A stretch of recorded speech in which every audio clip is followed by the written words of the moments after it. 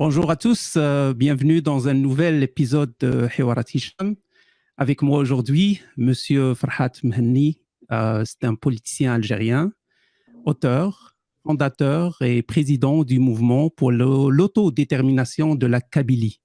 Monsieur Mhenni, merci d'avoir accepté notre invitation et bienvenue à Hiwarat Hicham.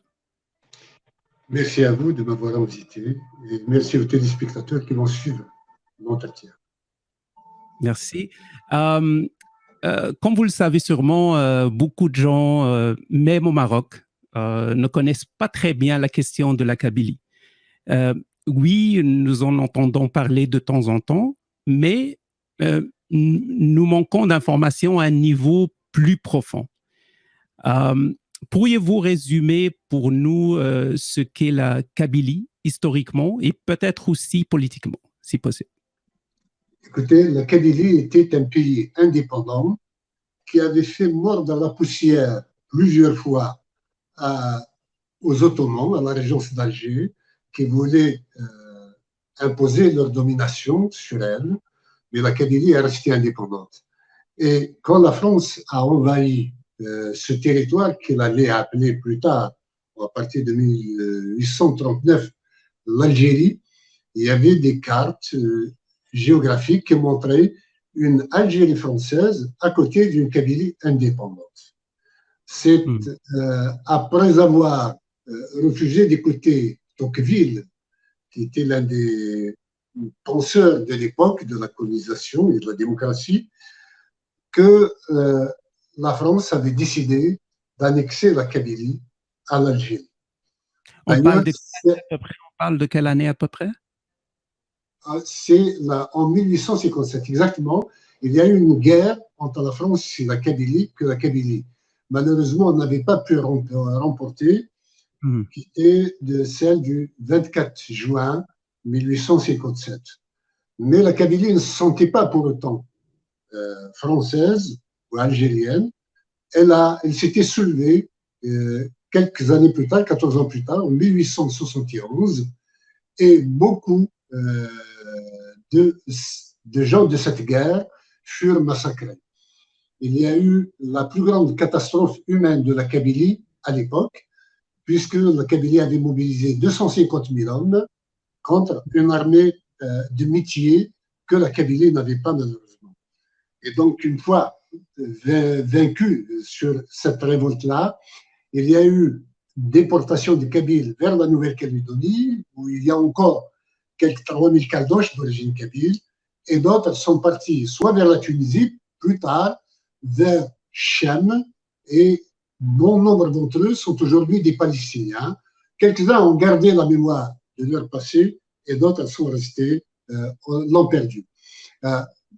Et nous, en Kabylie, donc, nous sommes restés retors à toute domination étrangère, et c'est la Kabylie qui a mobilisé autour d'elle le reste de ses voisins algériens pour mener la guerre d'indépendance, mener le mouvement national d'abord, puis la guerre d'indépendance.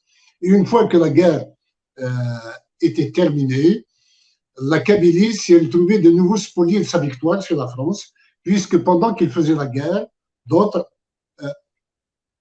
formaient des troupes, ramassaient des troupes à Oujda et au Bec du Canard en Tunisie pour, une fois la guerre terminée, ils allaient prendre le pouvoir. Donc c'était des militaires et c'est ce qui s'était passé à l'indépendance. La Kabylie s'était insurgée, y compris à cette fois-là, contre la confiscation de cette indépendance.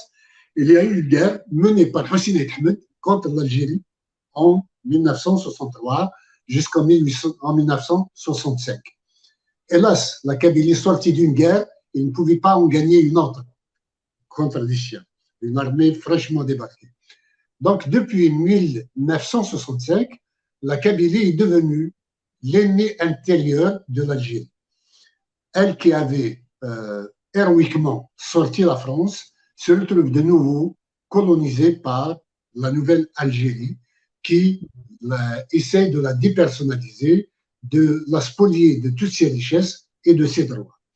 Donc, nous avons une autre langue qui a été confisquée, qui a été interdite, et notre identité qui a été assimilée à quelque chose de regrettable.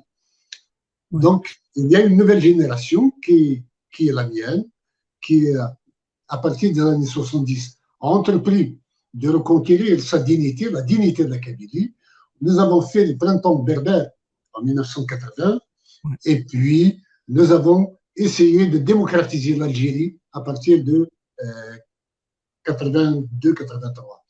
Nous avons créé la première Ligue algérienne des droits de l'homme, et c'est grâce à la Kabylie que le régime du parti unique s'en est allé, était tombé en 1988. Nous croyons, avant cette date-là, avant 88, que Ouais. les Algériens étaient bons et que le régime seul était mauvais. Et une fois que nous sommes parvenus à la démocratisation de façade de l'Algérie, les Kabyles se sont retrouvés complètement isolés. Finalement, le discours de haine du Kabyle qu'avait déjà déversé la France sur les Algériens, repris par l'Algérie depuis, a fait des ravages dans la société algérienne, et les Kabyles se sont retrouvés isolés. Deux partis politiques démocrates ont vu le jour en Kabylie, le RCD et le FFS. Ils n'ont jamais eu d'audience en dehors de la Kabylie et chez les Kabyles. Donc, de nouveau, on s'est retrouvé face au dilemme d'inexistence. Il fallait se débrouiller. Alors, des solutions ont émergé. C'était le fédéralisme, c'était les autonomies régionales. Et quand l'Algérie, en 2001, a franchi le Rubicon en tirant sur nos enfants et en tuant plus de 130 personnes, nous avons décidé qu'il y avait une ligne rouge qui venait d'être franchie. À partir de là, il n'y a plus de contrat national, il n'y a plus d'unité nationale, sachant que les Algériens se solidarisaient avec d'autres peuples en Algérie, à l'étranger, qu'avec le peuple kabyle. À partir de là, nous avons décidé d'opter pour un avenir particulier de la Kabylie. Okay. Au départ, nous n'avions parlé que d'autonomie, c'était le MAC, Mouvement pour l'autonomie de la Kabylie. En 2010, nous avons mis sur pied le gouvernement provisoire kabyle, et dès lors, l'autonomie était dans le rétroviseur. Nous avons dépassé l'étape, et à partir de 2013, nous avons opté officiellement, au niveau du MAC, par une résolution générale qui a consacré le droit à l'autodétermination de la Kabylie. Sauf que nous sommes un mouvement de libération nationale d'un type nouveau. Nous ne sommes pas des poseurs de bombes, nous ne sommes pas des assassins, nous ne sommes pas des violents, nous sommes des gens. Nous sommes un peuple qui s'appuie sur le droit international, la raison et la démocratie. Voilà notre cheminement, et donc nous voici aujourd'hui devant le monde entier avec une Algérie complètement empêtrée dans ses turpitudes, aussi bien politiques, économiques que sociales, et qui veut tout remettre sur le dos de la Kabylie.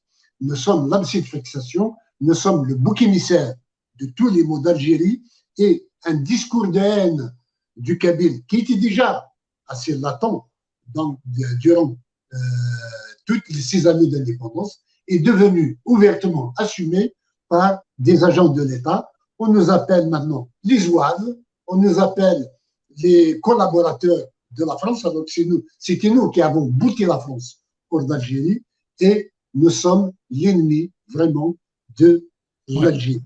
Surtout avec la revendication d'indépendance que nous réclamons pacifiquement, le pouvoir algérien n'ayant pas de raison n'ayant pas de moyens de nous agresser ou de nous mettre au banc de la société, nous a accusés de terrorisme alors que nous n'avons jamais fait le moindre acte de violence, et nous n'avons aucune intention d'en commettre à l'avenir. Le ministère de la Défense, le 25 avril dernier, avait annoncé qu'il a arrêté un groupe de militants du MAC préparant des attentats. Nous les avions défiés de nous montrer ces 8 personnes, ces 8 militants. Ils ont été cherchés un repris de justice dans une prison pour le présenter comme un vendeur d'armes au MAC, alors qu'il n'avait jamais vendu la moindre arme de sa vie, le bonhomme. Donc, tout le monde est lié en Algérie, au-delà de la Kabylie, tout le monde sont gossés. Avec cette, disons, déculottée, excusez-moi l'expression, du régime algérien, ils sont passés à une autre étape en nous taxant d'organisation terroriste sur la base de strictement aucun dossier, aucun fait probant. Donc, et quand le président algérien, qui n'a pas été élu par la Kabylie, a donné une interview dernièrement au journal Le Point, il a déclaré que le MAC a tenté de faire exploser une voiture piégée. Un mensonge total. Donc, nous avons fait un démenti, envoyé un démenti au journal Le Point. Il n'a pas daigné le publier. Nous sommes sur la voie de la justice pour que Le Point insère notre droit de réponse et réponde des dommages et intérêts qu'il nous a occasionnés. C'est globalement. La Kabylie se trouve, pour les Marocains qui ignoreraient où se trouve la Kabylie, elle commence à partir de 30-40 km à l'est d'Alger et s'étend sur 300 km vers l'est jusqu'à Gigel et descend vers le sud à 250 km. Donc la Kabylie a une superficie d'environ 50 000 km et une population de 12 millions au moins. Donc, si vous dire l'importance de la Kabylie, les Kabyles représentent au moins un quart des Algériens. C'est une région homogène qui a ses coutumes, sa langue, ses traditions, qui est un peuple à part, qui n'a strictement rien à voir avec le reste des Algériens, même si nous sommes tous des Nord-Africains. Il se trouve que les Kabyles ont cette spécificité qui dure depuis le temps des Romains déjà. Au temps des Romains, les Kabyles menaient la vie dure aux Romains qui colonisaient l'Afrique du Nord et Takfarinas était l'un de nos héros de l'époque. OK. Merci pour ce résumé. Avant de parler du mouvement pour le MAC, pour l'autodétermination de la Kabylie, j'aimerais revenir sur le point de la guerre pour l'indépendance. Alors, les Kabyles ont participé, mais c'était quoi le but? Faire sortir les Français, mais c'était quoi le but? Est-ce qu'il y avait un agenda? Qu'est-ce qui est arrivé après? Alors, la guerre d'indépendance était l'objectif des Kabyles et uniquement des Kabyles. Les Kabyles n'ont jamais admis leur défaite de 1871 dont j'ai parlé tout à l'heure. Donc, ils sont partis à la recherche d'alliances autour d'eux. Au départ, ils voulaient entraîner derrière eux toute l'Afrique du Nord. Ils ont créé l'étoile nord-africaine, dans laquelle devaient participer aussi bien les Marocains que les Tunisiens. Finalement, les Marocains ont eu un destin à part, les Tunisiens également. Les Kabyles se sont retrouvés à traîner les Algériens derrière eux. Mais pour y arriver, il fallait qu'ils montrent qu'ils ne sont pas que Kabyles, qu'ils étaient Algériens. Donc, ils ont pris un nom kabyle, qui était Msadi Hadj, pour le mettre à la tête de l'organisation. Toute la militance était kabyle, mais il fallait un arbre qui cache la forêt kabyle, c'était Msadi Hadj, qui était un Tinsania.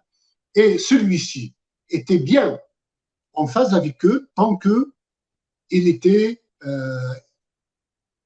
faible, disons. Le jour où il a rencontré un représentant de la Nahda dans un hôpital en 1939, il a été acquis à la Nahda et on lui a demandé d'abandonner l'affaire berbère et des Kabyles pour ne parler que d'arabo-islamique, d'arabo-musulman en Algérie. Et il y a eu rupture donc du contrat, mais le mouvement continuait. La France avait, dans un premier temps, dissous l'étoile nord-africaine. Ils ont créé le PPA, le Parti du peuple algérien, toujours avec la même structure. Le PPA a été dissous. Ils ont créé le MTLD après la Deuxième Guerre mondiale.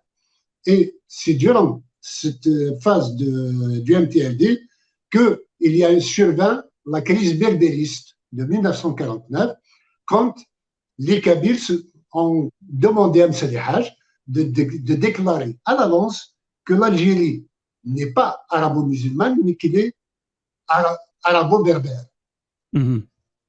Msali Haj et son directoire avaient préféré s'aborder le mouvement indépendantiste algérien que d'accéder à la revendication d'une Algérie algérienne, c'est-à-dire qui fasse place à une identité kabyle à l'intérieur. Et c'est sur les ruines de cette organisation et dans une confusion générale que des Kabyles ont repris l'idée, ils ont engagé la guerre d'indépendance, ils ont forcé le destin. La déclaration du 1er novembre a été rédigée en Kabylie, tirée avec une réunion de Kabylie, et le premier congrès du FLN qui s'était tenu en Kabylie pour mettre sur pied les bases d'un État algérien. Donc les Kabyles croyaient maîtriser le processus et, en fin de compte, une fois l'indépendance acquise, ils allaient notamment être reconnus et avoir une existence officielle dans une Algérie indépendante. Donc, ce que j'ai raconté par la suite, c'est qu'à l'indépendance, les armées des frontières stationnées à Oujda et au Bec el-Kana en Tunisie sont rentrées pour prendre le pouvoir. La Kabylie s'était sentie offensée que elle qui a arraché le pouvoir doive le céder à des militaires qui n'avaient jamais tiré une balle contre la France et l'ennemi français, se sont révoltés. Et c'est ce qui a fait la guerre de 1963 jusqu'à 1965. Hassim Ahmed fut capturé et la guerre était terminée. Parfait, parfait. Parlons maintenant du mouvement pour l'autonomie de la Kabylie, qui est devenu plus tard le mouvement pour l'autodétermination de la Kabylie. Comment est née l'idée et pourquoi ce changement de l'autonomie à l'autodétermination? D'abord, pourquoi l'autonomie? Parce que depuis notre défaite en 1965, nous avons tous investi dans la construction d'une Algérie plurielle et fraternelle. Et nous voulions faire une république de pluralité, de respect des droits de l'homme. D'ailleurs, la première Ligue algérienne des droits de l'homme, c'est nous qui l'avions créée en 1984-85. Et nos revendications de l'époque, comme en 1980, c'était juste des revendications linguistiques, identitaires et culturelles. Ensuite, nous sommes passés aux droits de l'homme avec la création de la Ligue algérienne des droits de l'homme, où nous avons été de nouveau arrêtés, traduits devant la Cour de sûreté de l'État et condamnés à 3 ans de prison. Nous avons quand même obligé le pouvoir algérien à créer sa propre Ligue des droits de l'homme pour demander notre élargissement et nous libérer en 87, c'est-à-dire 1 an avant l'échéance de la condamnation. Et donc, dans cette construction, nous nous voyons algériens. Et ce n'est qu'une fois que les élections législatives, les premières législatives pluralistes algériennes, qui se sont déroulées en décembre 91, que nous avons remarqué notre isolement total par rapport à l'Algérie. Le fils avait raflé la mise sur l'ensemble du territoire algérien, sauf en Kabylie où il n'a eu aucun siège. Donc, c'est là que nous sommes de nouveau repartis à l'idée d'autonomie, de langue propre, de fédéralisme. Et chemin faisant, nous avions fait le boycott scolaire en 1994-95 pendant une année, pendant qu'il y avait le terrorisme islamiste, que le pouvoir était aux prises avec le terrorisme, le pouvoir nous demandait de lutter contre le terrorisme. Nous lui avions dit que, à travers cette grève de la faim, cette grève scolaire qu'il y avait d'autres méthodes que la violence pour arracher des droits et que nous ne pouvions pas nous engager dans une lutte sans pour autant qu'il y ait des garanties quant à la fin de cette lutte-là par rapport à la Kabylie. Donc, la grève du Cartable a donné lieu à la reconnaissance de Tamazight comme langue nationale. Au départ, ce n'était pas cela. C'était juste la mise sur pied d'un haut commissariat à la majorité qui a été mis sur pied en 1995 à la veille des élections présidentielles de 1995. Et ensuite, nous avions tous remarqué qu'il n'y avait strictement rien de changé par le statut qui était plus ou moins accepté de langue algérienne, disons, à travers le Haut Commissariat à la majorité. Et c'est à l'assassinat de Matou Blounès par le pouvoir algérien en 1998 que ces revendications seront devenues un peu plus récurrentes. Et quand le pouvoir algérien a tiré sur nos enfants, il fallait réagir. Donc, nous avons opté pour le statut d'autonomie régionale. Parce que l'investissement précédent, depuis 1965, était un investissement algérien, politiquement algérien. Donc, demander une indépendance ou l'autodétermination, à l'époque, c'était tombé, même pour des Kabyles, de la planète Mars. Ouais. C'est pédagogiquement bien joué dans la mesure où cela nous a permis de reconstituer une conscience nationale, de reconstruire une solidarité nationale intra-kabyle et d'aller de l'avant. Ce n'est qu'une fois que cela était advenu que nous sommes passés à une autre étape. C'est juste parce que nous avons voyagé entre-temps. Nous avons connu ce que sont les autonomies régionales. Il y a des pays où peut-être ça réussit, mais ils sont rares, les peuples sous autonomie régionale qui sont heureux.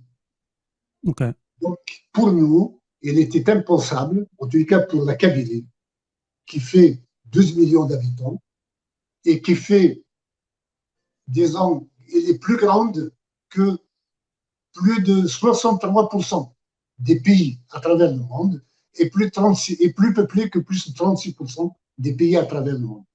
Donc, nous nous sommes dit qu'il est impossible de continuer à piéger l'avenir de la Kabylie en allant dans un statut qui va forcément la pousser à la révolte encore à l'avenir. Donc, nous sommes passés au stade d'autodétermination à partir de 2013. OK, parfait.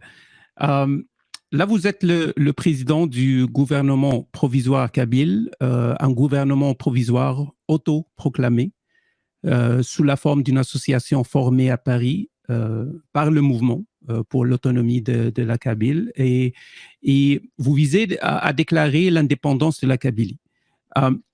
Pouvez-vous nous donner un aperçu de vos activités? Par exemple, rencontrez-vous des chefs d'État, des hommes politiques du monde? Bénéficiez-vous d'un soutien politique? Je voudrais juste rappeler des choses.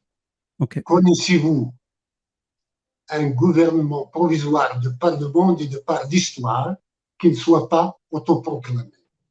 Tous les gouvernements provisoires à travers le monde sont autoproclamés. Moi, je ne demande qu'une chose, c'est qu'il y ait des élections en Kabylie libres, de telle sorte que l'on puisse désigner un président pour la Kabylie. Nous sommes des démocrates et nous nous inclinons devant le choix des urnes souverains du peuple kabyle. Il n'y a aucun problème là-dessus. Deuxièmement, nous ne sommes pas une association déclarée à Paris. L'ANAVAD, le gouvernement provisoire kabyle, est de fait un État sans statut, mais qui revendique à une reconnaissance, qui aspire à une reconnaissance internationale. C'est le cas de tous les gouvernements provisoires de par le monde.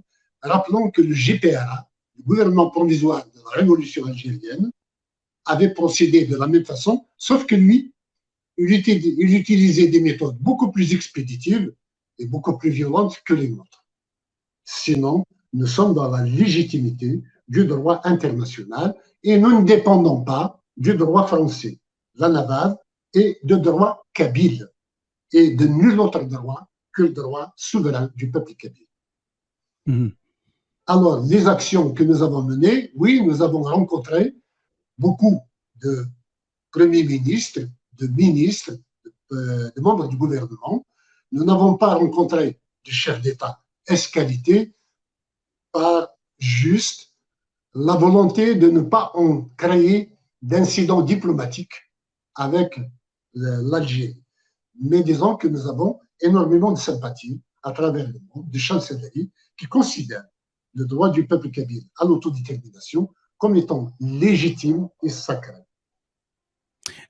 Mais est-ce qu'il y a aussi un soutien ou sous forme des garanties, ou il y a juste la sympathie? Les garanties ne peuvent jamais exister en politique.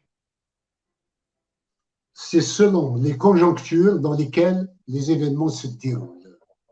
Nous sommes respectueux de la prudence de chacun et des conjonctures qui obligent les uns et les autres à momentanément taire leur soutien officiel. Mais quand on rencontre des membres du Parlement européen, quand on rencontre des membres d'un gouvernement, qu'ils soient italiens,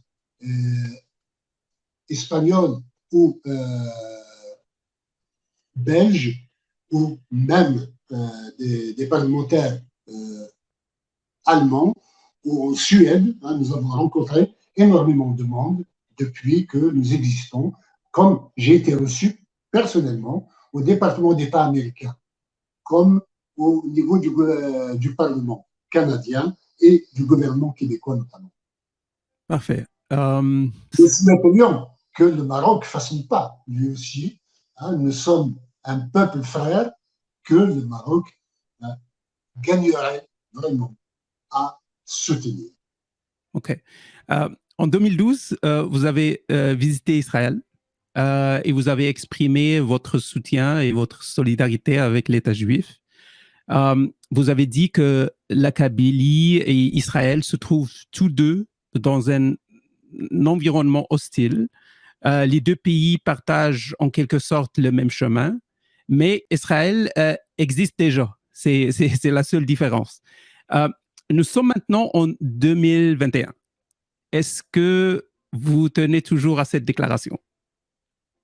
Écoutez, nous ne sommes pas des hommes politiques, que ce soit des politicards qui changent de position en fonction de la conjoncture, bien que les conditions changent bien entendu, mais le principe de l'existence de l'État d'Israël, nous ne le remettons pas en cause.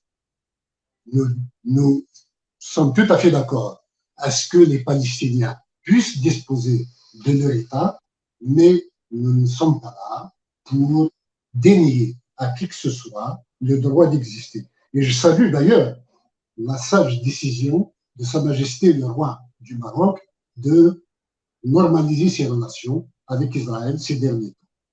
OK. J'aimerais que vous nous parlez un peu du peuple kabyle. Là, vous parlez de 12 millions, un quart de la population algérienne, mais on aimerait savoir plus sur la lutte de ce peuple-là dans un environnement arabisé, islamisé, la lutte pour protéger l'identité, la langue, la culture, l'histoire amazigh. Les Kabyles, après 1965, sont rentrés dans leur coquille et rasé même les murs. Se dire Kabyle, c'est être accusé de séparatisme aussitôt. Et traduisible devant la cour martiale pratiquement. Wow. Donc, il y a eu enclenchement sur d'une lutte culturelle. C'est ainsi que Dabei Nouva avait qui dire un mouvement de la chanson moderne était né et porté avec Mouloud Mamri, qui était un père spirituel gigantesque, qui avait conçu la grammaire nazir, qui avait conçu même le frère, le dictionnaire moderne, le lexique moderne, et qui avait essayé d'enseigner, même en période de Boumedienne, du berbère à l'université d'Alger. J'ai été personnellement l'un de ses élèves. Donc, il y avait cette résistance-là, et Alger, comme il se trouve à vol d'oiseau de la Kabylie, l'université d'Alger était pleine de Kabyles. Et la Kabylie est une très grande pourvoyeuse d'étudiants pour l'université d'Alger, à tel point que la Kabylie, Alger, la capitale, se kabylisait, surtout avec la nouvelle chanson moderne de Bébé Nova à partir de 1972-73. Et c'est ainsi que Boumedienne et ses conseillers avaient enfin décidé de créer des universités à Tizi Ouzou et à Bougie, de telle sorte à ghettoiser les Kabyles et ne pas envahir et ne pas kabyliser la capitale. Et c'est grâce à cette université de Tizi Ouzou que les étudiants kabyles se sont retrouvés tout seuls, ont fait le 20 avril, en invitant Mouloud Mamri pour une conférence qui a été interdite, et ça a été le déclenchement d'une révolte qui a duré pratiquement 3 mois. Depuis, ce sont des luttes à travers des revues, à travers la production culturelle, à travers du cinéma, du théâtre et de la poésie, de la littérature. C'est ça qui a fait notre force à un moment donné, même si la répression n'avait jamais baissé. Je rappelle qu'entre 1980 et 1985, en 5 ans, il y a eu 36 fois les troupes algériennes qui ont été mobilisées, envoyées vers la Kabylie pour empêcher une grève générale, une marche, un meeting ou une autre action sociale de protestation de la Kabylie. Donc, à partir de 1989, il y a la démocratisation. Il y a 2 partis qui sont sortis de la Kabylie, le RCD et le FFS. Malheureusement, ils se faisaient plus la guerre entre eux qu'ils n'en faisaient au régime ou aux autres. Donc, la Kabylie s'est retrouvée un peu divisée. Et il a fallu le boycott scolaire pour réunifier de nouveau la Kabylie.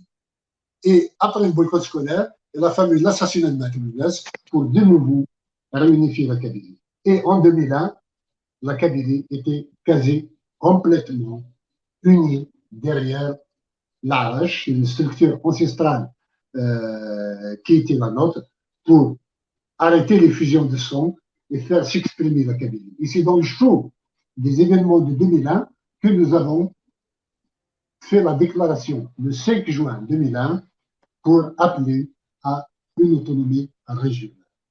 OK. Là, quand je vous entends parler, tout semble légitime. Pour moi, là, je ne suis pas un expert, mais ça me semble légitime.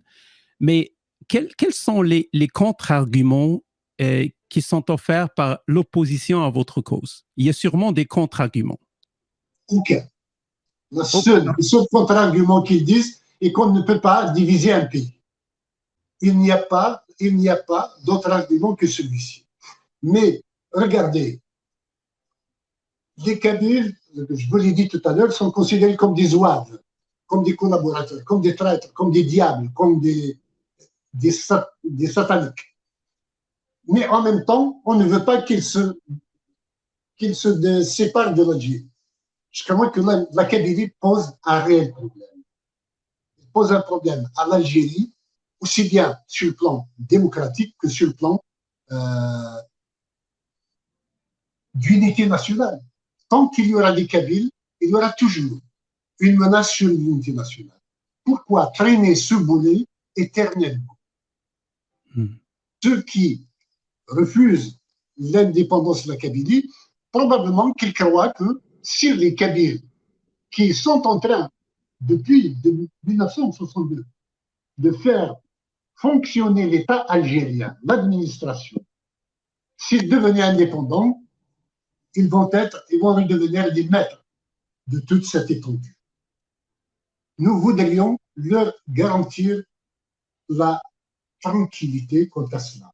La Kabylie n'a pas d'ambition impériale ou hégémonique. Elle veut juste vivre en paix avec elle-même et avec ses voisins, qui seront les Algériens. Donc, il n'y a pas d'argument à proprement parler qui ne soit officiellement opposé. D'ailleurs, nous demandons un débat officiel avec les représentants de l'Algérie sur la question kabyle. Est-ce qu'il n'y avait pas de débat avant? Est-ce qu'il n'y avait pas de négociations, genre discussion? Le pouvoir a négocié à 3 reprises avec les Kabyles. En 1965, avec la guerre du FFS, alors que le FFS n'était pas reconnu, Hassan el-Hamed était accusé de séparatisme et de sécession. En 1994-95, avec le boycott scolaire, même si le mouvement culturel berbère, le MCB, n'était pas reconnu, le pouvoir a négocié. J'ai mené moi-même la délégation du MCB au palais du gouvernement algérien. Et en 2001, quand il y a eu le printemps noir, avec les fusions de son, même si le pouvoir ne reconnaissait pas les arches, il a été contraint de négocier avec eux. Donc, le refus de l'officialité, de la reconnaissance officielle d'un mouvement n'est pas une barrière pour des négociations plus tard. Mais comme débat, jamais. Il y en a eu. Les Algériens préfèrent, les autorités algériennes ont préféré dans un premier temps jouer à l'autruche. Je n'ai rien vu, le MAC n'existe pas, c'est une minorité. Et quand nous sommes devenus majoritaires, ils nous traitent de terroristes. Voilà comment la situation on est arrivé là. Et les discussions ces derniers temps qui se font sur des plateaux à notre détriment, sans nous faire participer à ce débat-là, c'est de nous traiter de n'importe quoi pour valider les thèses officielles d'une Kabylie terroriste. Ce que la Kabylie n'a jamais été depuis 1967. OK. Le régime algérien prétend être pour le droit des peuples à l'autodétermination. C'est ce que le régime prétend. Mais quand il s'agit de la question de la Kabylie, il semble changer complètement d'avis. Et ça, est-ce que vous voyez ça comme un genre d'hypocrisie? Pas seulement d'hypocrisie, ça veut dire que le régime algérien ne sait pas ce qu'il veut. Le droit à l'autodétermination, le soutien au peuple qui aspire à l'autodétermination est inscrit dans la nouvelle constitution à l'article 32. Et quand il s'agit du Polisario ou du Hamas, l'Algérie envoie des fonds, des armes et des soldats pour les soutenir sur le terrain. Mais nous, qui n'avons ni armes, ni soldats, ni quoi que ce soit, nous sommes considérés comme des terroristes. Ils nous refusent le droit à nous pour l'exercice de l'autodétermination. Il y a non pas de l'hypocrisie de sa part, mais des calculs. Pour la Palestine, c'est juste parce que l'Algérie a été abreuvée à l'antisionisme depuis sa naissance et que pour le Polisario, il y a des intérêts d'hégémonie, une question hégémonique sur l'Afrique du Nord de la part de l'Algérie qui voudrait empêcher le Maroc de le devenir. Donc, le soutien au Polisario et à Hamas répond à des intérêts stratégiques de l'Algérie et non pas à des principes reconnus universellement comme celui du droit à l'autodétermination. Okay, alors de poids, de mesure. Changement de sujet. Comment pouvez-vous expliquer que malgré que l'Algérie soit un pays producteur du gaz et du pétrole, il se trouve, on dirait, toujours dans une situation économique difficile? Sur le plan économique, l'Algérie a dilapidé les richesses du Sahara. Il y a l'uranium, il y a l'or dont on ne parle pas et qui sont plutôt exploités pour l'uranium de manière clandestine en collaboration avec une puissance étrangère. Et il y a l'or qui va dans des poches privées. D'ailleurs, l'ancien président de la Banque d'Algérie, M. Haj Nasser, avait fait une déclaration il n'y a pas si longtemps, disant que c'est quand même étrange. En 5 ans, les réserves d'or de l'Algérie n'ont pas bougé. Cela veut dire quoi? Est-ce que les mines ne produisaient plus? Non, les mines produisaient plus qu'il n'y en avait auparavant. Donc, économiquement, l'Algérie est une vache à lait des militaires et des tenants, des dignitaires du régime. Quand on a dit qu'il y a eu 2000 milliards de dollars qui ont été dilapidés en 20 ans, en fait, il y a 5 000 milliards de dollars qui ont été dilapidés. Ce n'est pas 2000 milliards. Donc, l'Algérie n'a jamais voulu encourager le travail et le capital de telle sorte que ceux qui vont acquérir des richesses n'aient plus les moyens d'imposer une vision politique de l'Algérie. Donc, il fallait appauvrir l'Algérien, dilapider son économie, la saboter même, de telle sorte à ce que les richesses restent l'apanage et le monopole du régime qui les distribue comme il le veut, en forme de corruption des élites notamment. OK. Est-ce qu'il y a des raisons psychologiques autres que politiques pour comprendre les difficultés de communication entre la classe politique algérienne et marocaine? Pourquoi il n'y a pas de... On dirait qu'ils veulent pas, ils veulent pas parler. Le Maroc et l'Algérie ne peuvent pas s'entendre. Ne pourront pas s'entendre. En tous les cas, les Algériens n'accepteront les Marocains que soumis au diktat algérien. Donc, tant que le Maroc a des velléités, des potentialités et la volonté d'être indépendant et d'imposer un modèle de société qui soit celui de la liberté, il gênera l'Algérie qui se veut une hégémonie uniquement dictatoriale et militaire. Mm-hmm. Est-ce qu'il y a des signes négatifs que la relation entre le Maroc et l'Algérie peuvent aller au pire, c'est-à-dire une guerre?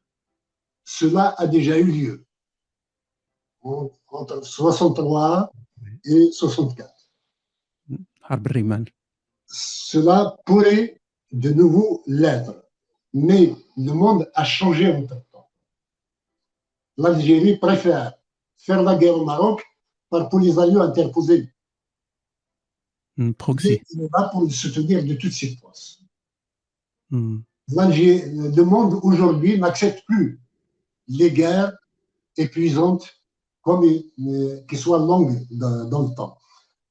La dernière guerre épuisante qui a été laissée s'épuiser elle-même, c'était celle entre l'Iran et Saddam Hussein, l'Irak.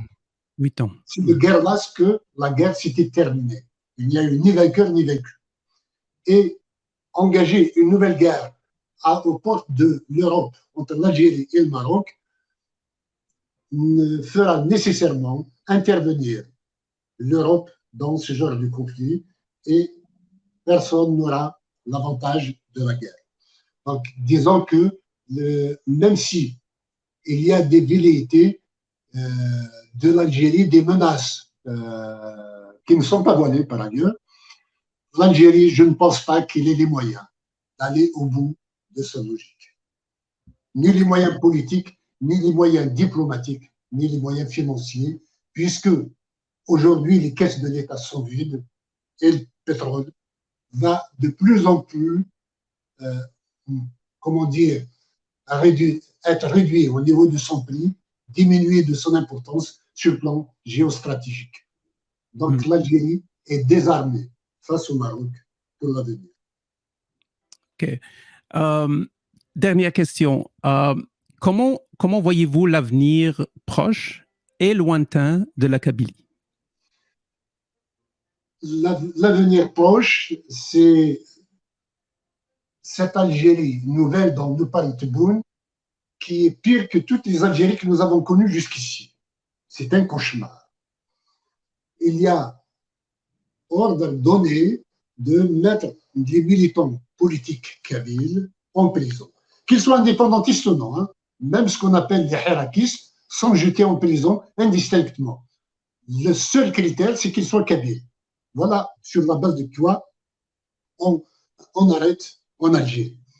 Donc, il y aura une période nécessairement assez difficile que nous allons traverser. Mais la Kabylie sera indépendante. Nous comptons sur le droit international, le soutien de l'ONU et des organisations internationales pour que cet exercice se fasse dans les conditions de souveraineté populaire la plus totale et qu'il y ait transparence sous les auspices des Nations Unies. Monsieur Farhat Mehni, merci beaucoup de nous avoir accordé de votre temps. Merci à vous également. Merci à tous et à bientôt.